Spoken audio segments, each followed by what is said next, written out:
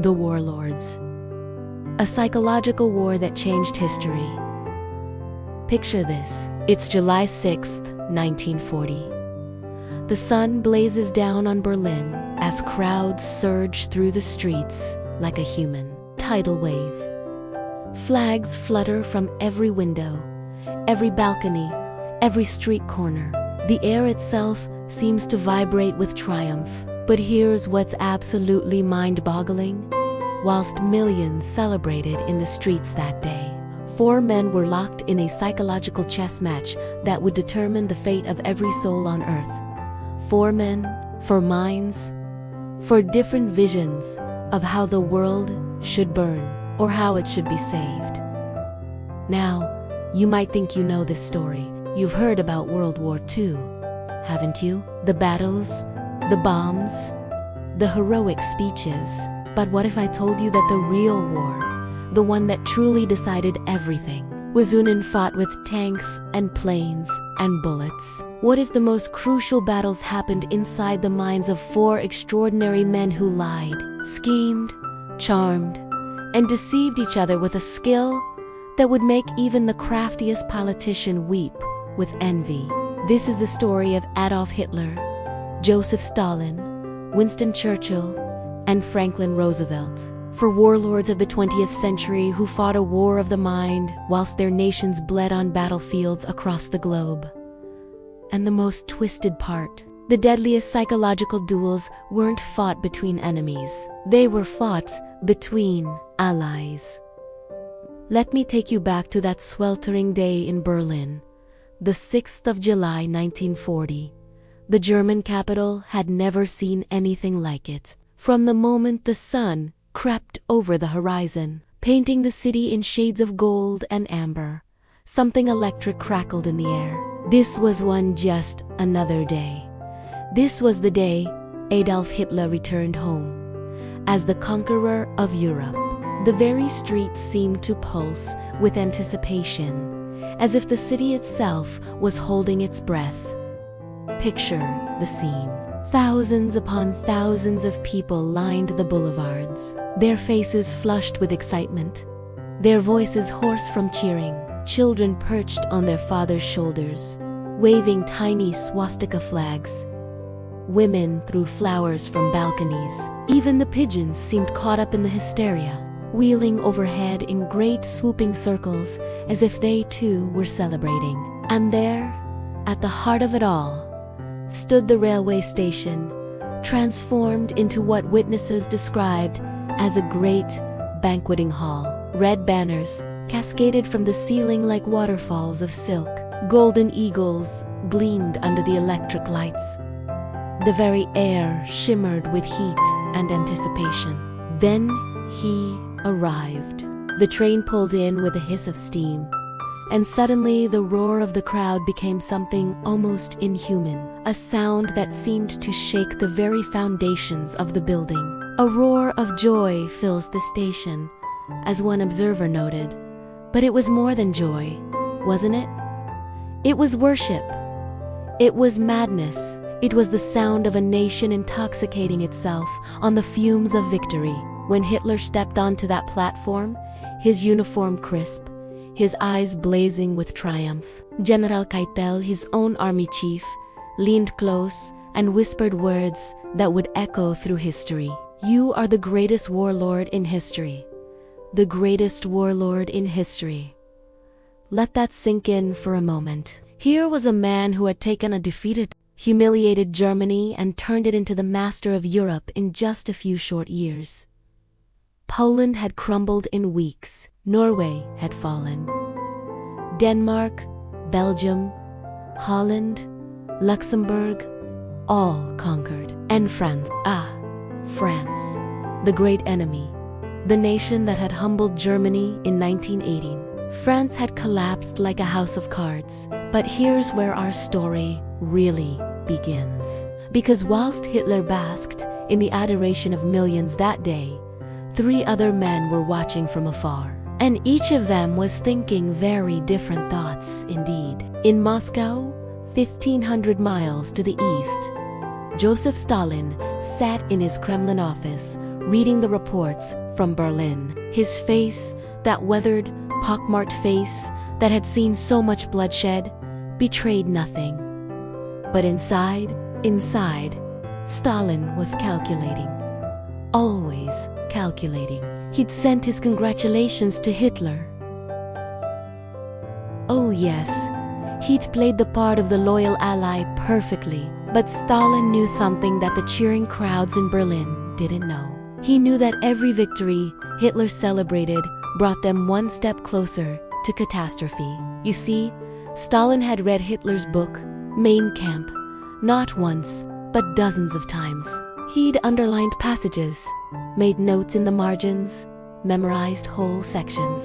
And he knew, God, how he knew that somewhere in those rambling pages was Hitler's true ambition. Not just to conquer France or defeat Britain, but to turn east, to take Russia, to enslave the Slavic peoples and build his 1,000-year Reich on their bones. But Stalin, the old fox, he thought he was cleverer than Hitler. He believed he could play the game better, longer, more ruthlessly. After all, hadn't he survived in the snake pit of Soviet politics for 20 years? Hadn't he outmaneuvered Trotsky, eliminated Bukharin, crushed every rival who dared to challenge him? Hitler might be a charismatic speaker, but Stalin was a master of the long game. Meanwhile, in London, as the summer rain drummed against the windows of 10 Downing Street,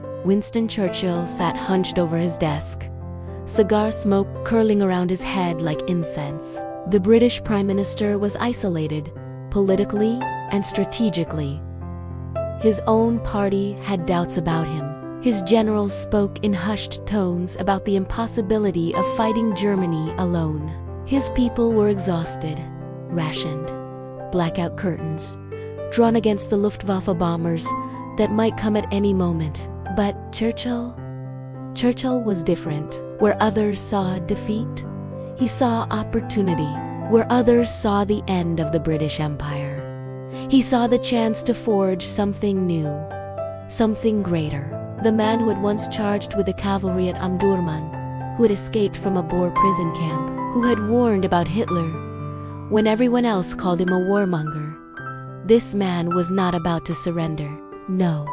Churchill was playing a different game entirely. He was betting everything on a simple calculation that Hitler's appetite would eventually exceed his grasp, that the Nazi dictator would make one mistake too many, that somewhere, somehow, an opportunity would arise to turn the tables. And across the Atlantic, in the sweltering heat of a Washington summer, Franklin Delano Roosevelt sat in the Oval Office, his wheelchair positioned carefully behind his desk so visitors wouldn't see his paralyzed legs. The American president was perhaps the most enigmatic of the four. Publicly, he maintained America's neutrality. Privately, Roosevelt was already planning for the war he knew was coming. You see, Roosevelt understood something that many of his countrymen didn't. America couldn't simply sit back and watch Europe tear itself apart. Not anymore. The world had grown too small, too interconnected. If Hitler conquered Britain, if he secured his European empire, then America would face a threat unlike anything it had ever known. A Nazi empire stretching from the Atlantic to the Urals, armed with the most advanced technology in the world, and ruled by a madman with dreams of global domination. So whilst publicly Roosevelt spoke of peace and neutrality, privately, he was preparing America for war. Lend-Lease programs to help Britain, increased military production, secret meetings with British intelligence. Roosevelt was playing the longest game of all, preparing his nation for a conflict it did unyet know it would have to fight. For men, for different strategies, for different visions of the future, but all of them connected by invisible threads of ambition, fear, and calculation. And it all began, really began, in the most unlikely place imaginable. Cast your mind back to August 1939, to the breathtaking beauty of Salzburg in southern Germany.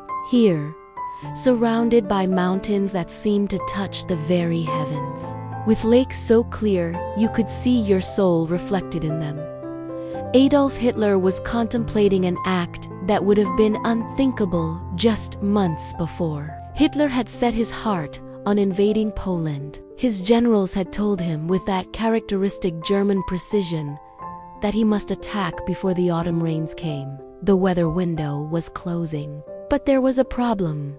A massive, potentially catastrophic problem that kept Hitler awake at night, pacing his rooms like a caged wolf. Britain and France had guaranteed Poland's independence. They'd said, publicly, officially, diplomatically, that if Germany attacked Poland, they would declare war. This presented Hitler with his greatest nightmare: a war on two fronts. The very scenario that had destroyed Germany in the Great War 20 years before. The lesson that every German schoolchild learned, that every German general knew by heart: never fight a war on two fronts. But there was one country that could make Hitler's nightmare come true or disappear, like morning mist: Russia, the Soviet Union, the communist empire that stretched from the Baltic to the Pacific, with its vast armies, its endless resources, its mysterious, calculating leader. If Russia allied with Britain and France, Hitler would be trapped, caught between the anvil and the hammer. But if Russia could be neutralized, if Stalin could be persuaded to stand aside, or better yet, to join Germany, then Hitler could crush Poland, defeat France, and bring Britain to heel without having to look over his shoulder at the Eastern Front. It was an insane idea. Hitler, the fanatical anti-communist, making a deal with Stalin, the leader of international socialism, the man who had written in Mein Kampf that Bolsheviks were common blood-stained criminals, the scum of humanity, now contemplating an alliance with the biggest Bolshevik of them all. But Hitler was desperate, and desperation, as any poker player will tell you, makes men do extraordinary things.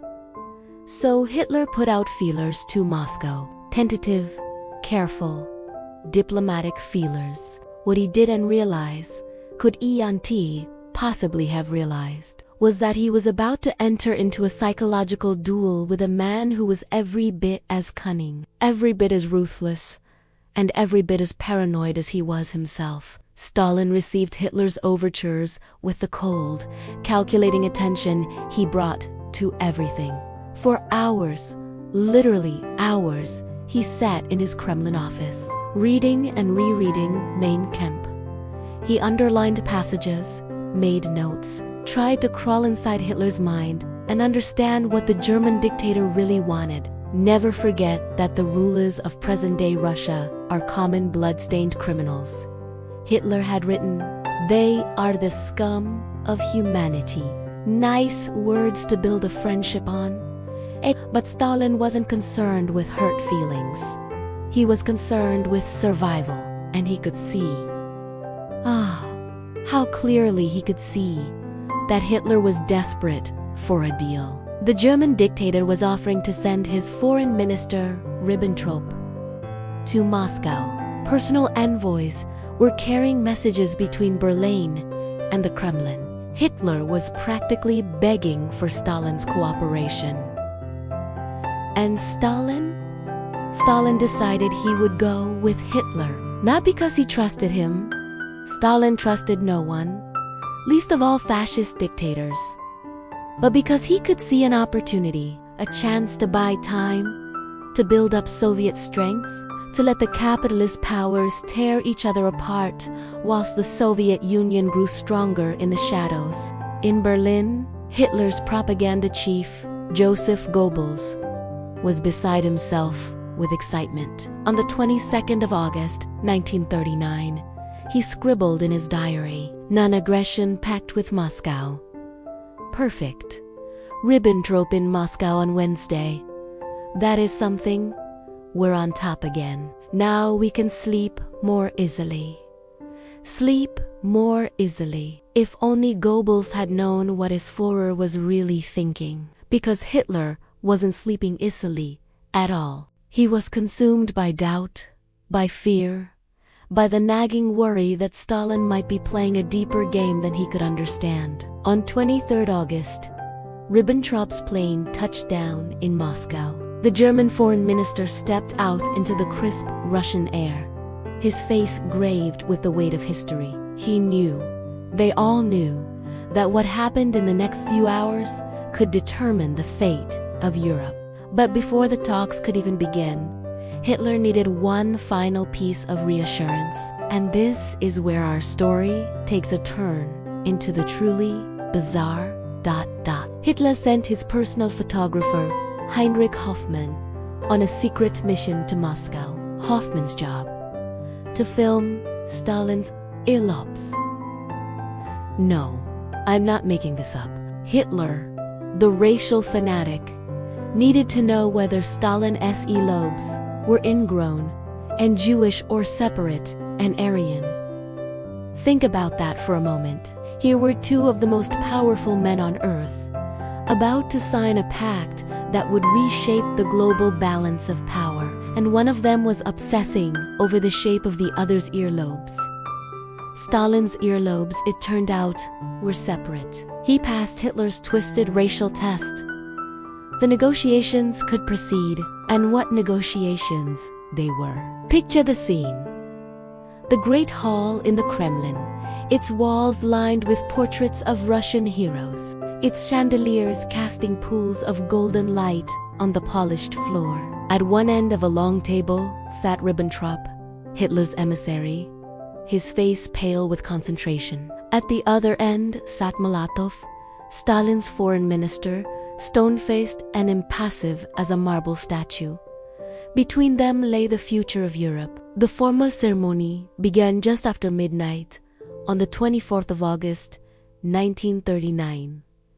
As the clock struck 12, as August 23rd became August 24th, the Nazi-Soviet non-aggression pact was signed. The cameras flashed, the champagne flowed, and two ideological enemies became unlikely bedfellows. But the real drama was in the secret protocol, hidden from the world, known only to a handful of men in Berlin and Moscow, was the agreement that would seal Poland's fate. Germany and Russia would carve Poland between them, like hungry diners, sharing a roast. Hitler would take the West, Stalin the East.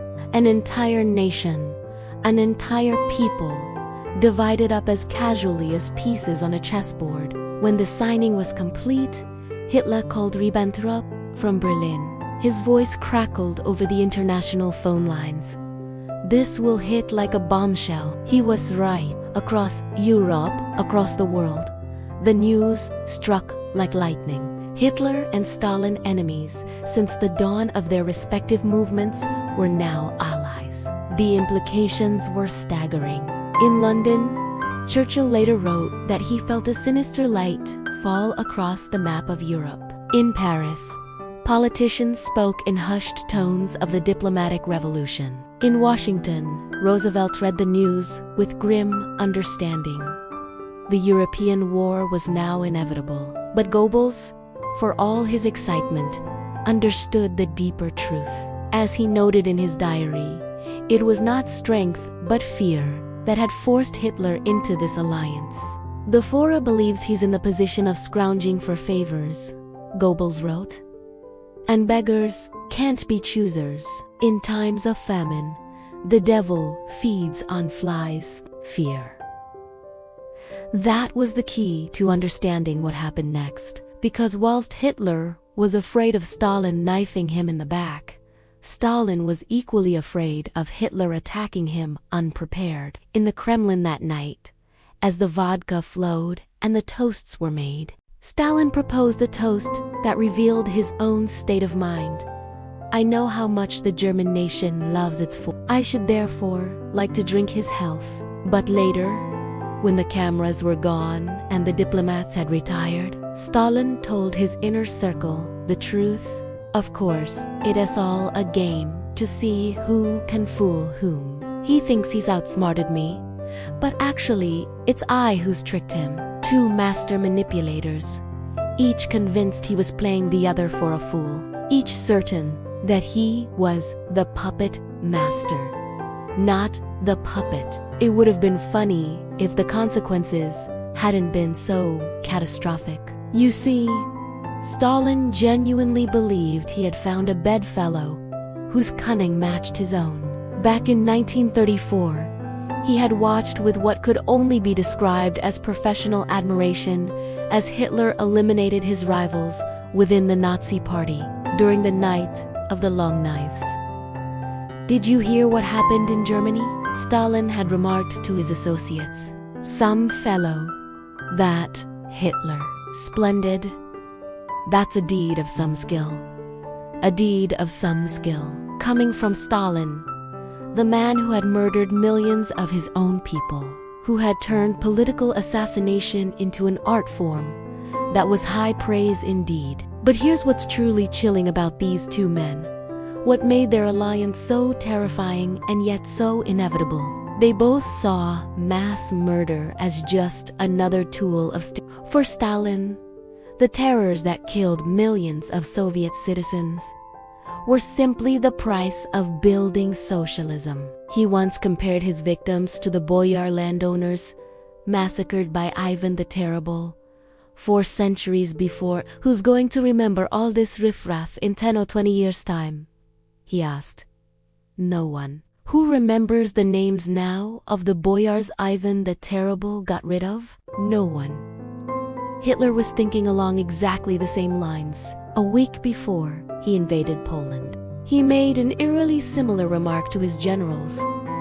Genghis Khan had millions of men and women killed by his own will and with a gay heart. History sees him only as a great state builder, and who, after all, speaks today of the annihilation of the Armenians. Two men, separated by ideology, but united by their willingness to sacrifice human lives on the altar of their ambitions. For both of them, the state, whether communist or Nazi, was supreme. Individuals were merely disposable tools to be used and discarded as needed. They even extended this cold calculation to their personal lives. Hitler had secret mistresses, most notably Eva Braun, but in public, no woman could come between him and his nation. One of his secretaries later recalled how he emphasized again and again, "My lover is Germany." Stalin did marry twice and had children, but the suicide of his second wife, Nadia, in 1932 had further brutalized him. Echoing Hitler's sentiment, he told an associate, "A true Bolshevik should unten and could unta have a family, because he should give himself wholly to the party." To his own son, Vasily, he declared, "I'm not Stalin. Stalin is Soviet power." Two men who had sacrificed their humanity on the altar of power. Two men who saw themselves not as individuals, but as embodiments of historical forces. Two men who were about to unleash hell on earth. On the 1st of September, 1939, 8 days after the signing of the pact, Hitler's armies poured across the Polish border. The Second World War had begun. Britain declared war, just as Hitler had feared. France followed suit. But Stalin publicly supported his Nazi collaborator. In a statement that must have made Churchill's blood run cold, the Soviet leader told the world, "It is not Germany who has attacked England and France, but England and France who have attacked Germany." The enslavement of Poland now began in earnest, and it revealed the true horror of what these two dictators were capable of when they worked together. In the West, SS units killed 60,000 Jews and members of the Polish ruling class. It was Hitler's first taste of mass murder on this scale, and it profoundly influenced him.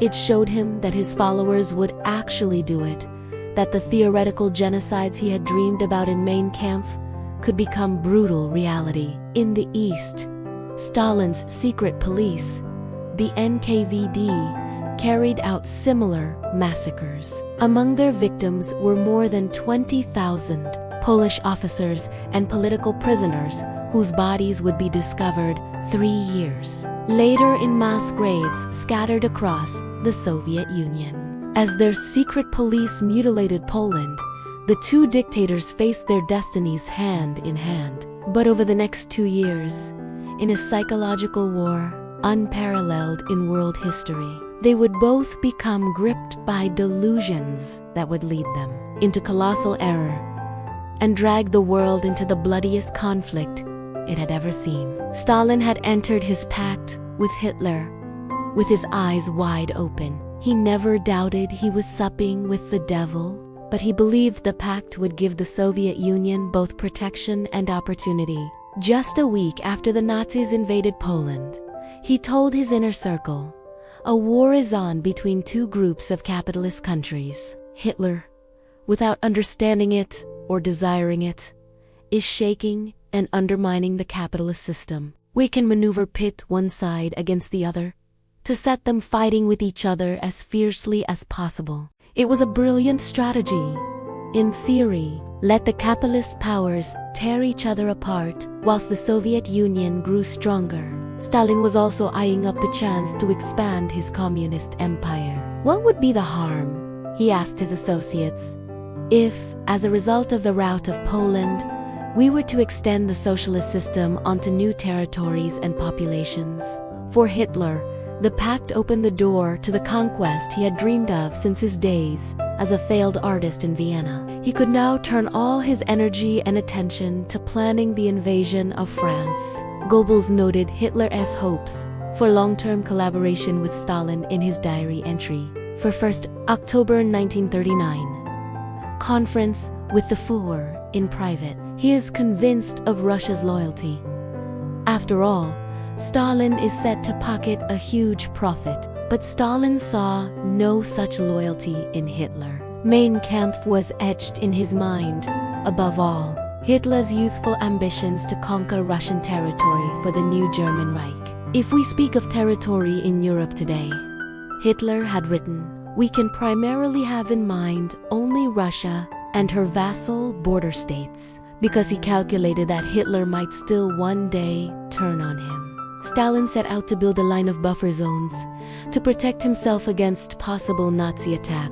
He forced the Baltic states, Lithuania, Estonia, and Latvia to accept Russian garrisons. To a Latvian delegation, he explained, "There has been an unexpected turn, but one cannot rely upon it. We must be prepared in time."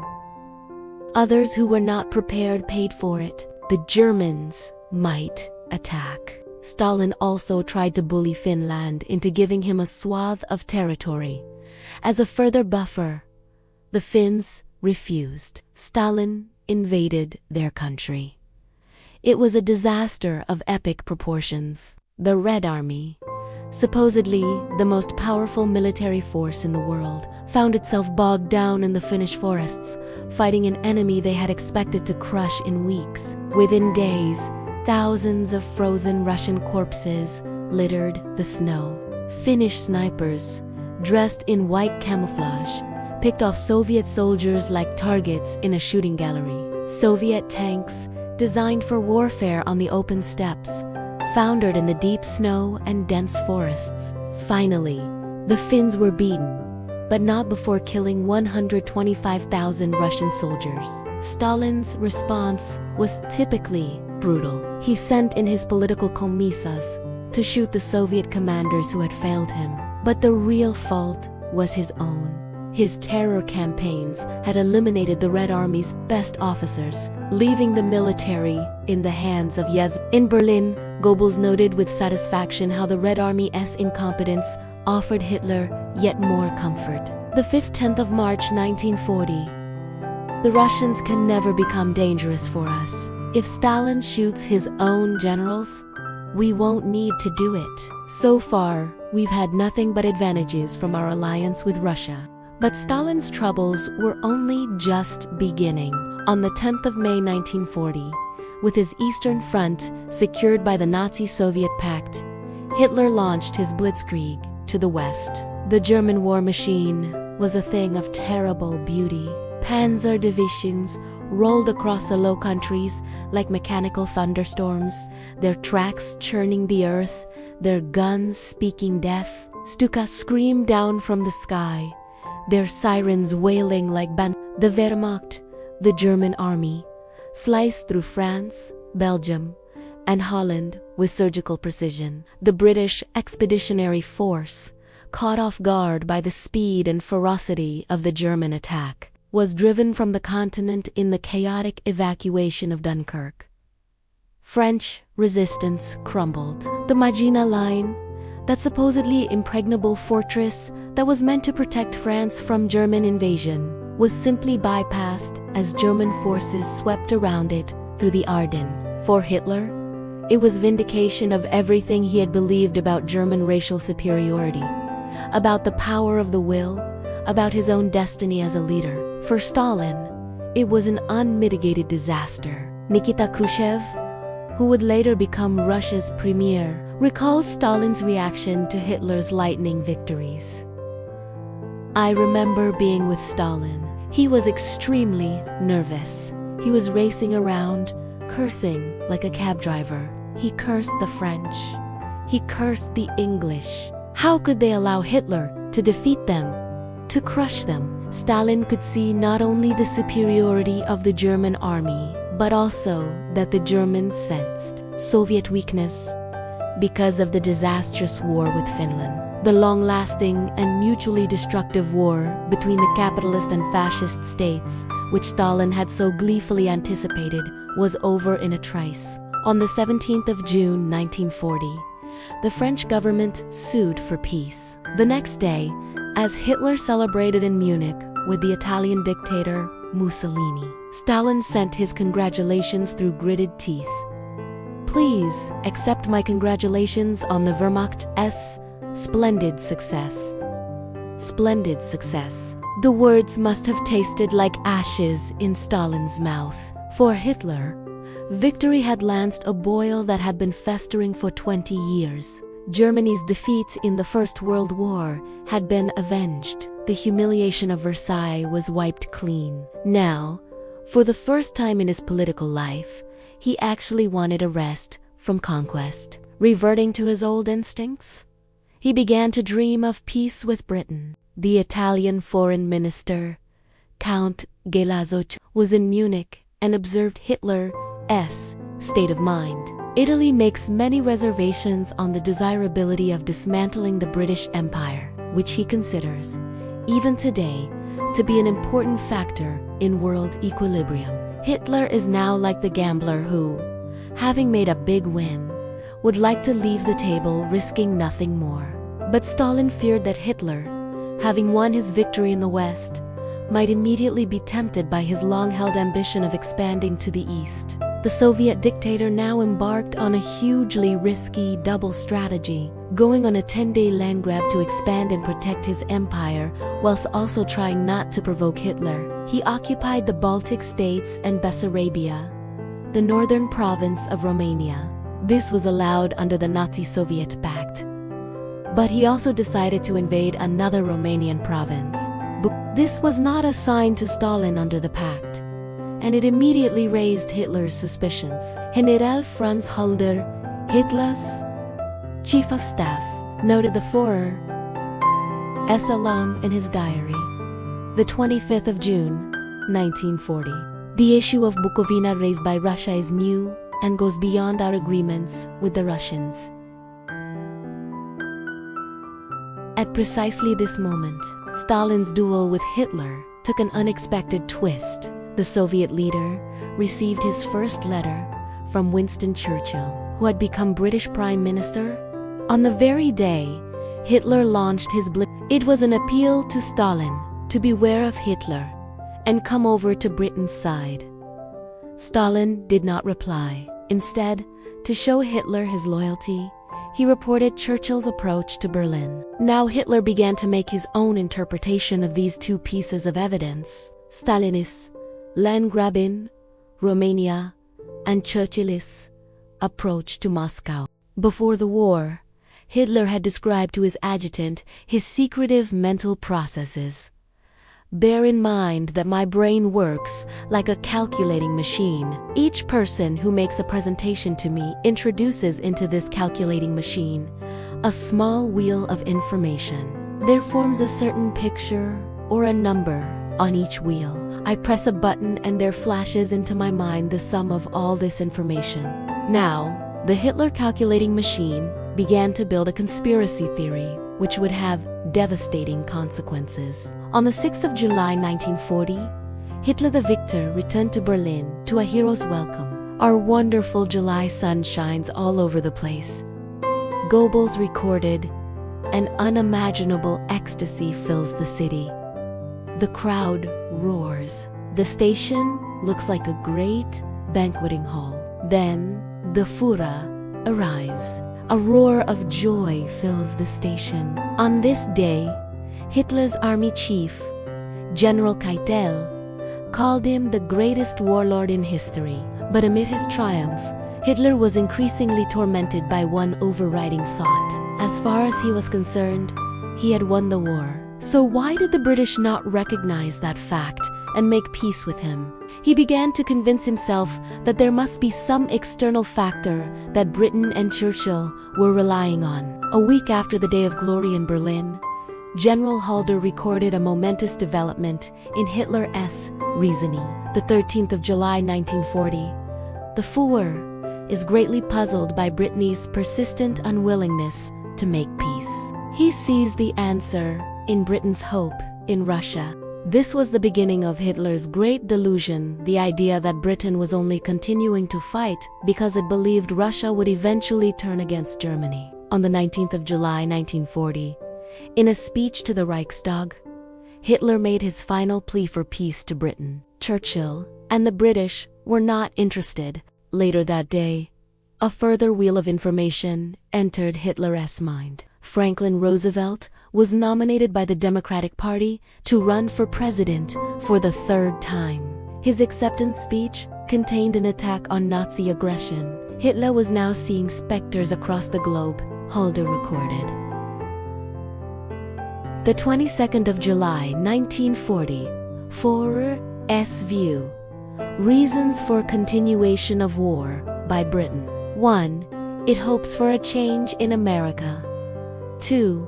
It puts hope in Russia. Stalin is flirting with Britain to keep her in the war and tie us down. Hitler retreated to the mountains of Berchtesgaden, to the Berghof, his mountain retreat, where he had once dreamed up his pact with Stalin.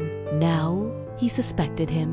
The delusion was building, fed by Hitler's own paranoia and his inability to accept that the British might simply refuse to surrender. At the end of July, he announced to his generals the result of weeks of agonized reflection. Halder recorded the moment, the 31st of July, 1940, 11:30 hours. Führer concludes, Russia is the factor on which Britain is relying the most. Something must have happened in London. The British were completely down. Now they have perked up again. With Russia smashed, Britain's last hope would be shattered. The sooner Russia is crushed, the better. If we were to start in May 1941, we would have 5 months to finish the job. It was as yet only an idea, but two enormous delusions. First, that he had already won the war, and second, that some secret deal was brewing between Britain and Russia were leading Hitler down the road to catastrophe. For Hitler, the invasion of Russia was still only a contingency plan, should all other means of forcing the British to make peace fail. The autumn of 1940 brought 4 long months of frustration. The RAF defeated the Luftwaffe in the Battle of Britain. Plans for a cross-channel invasion Operation Sea Lion were quietly shelved. Yet despite these setbacks, Hitler kidded himself that he had done enough.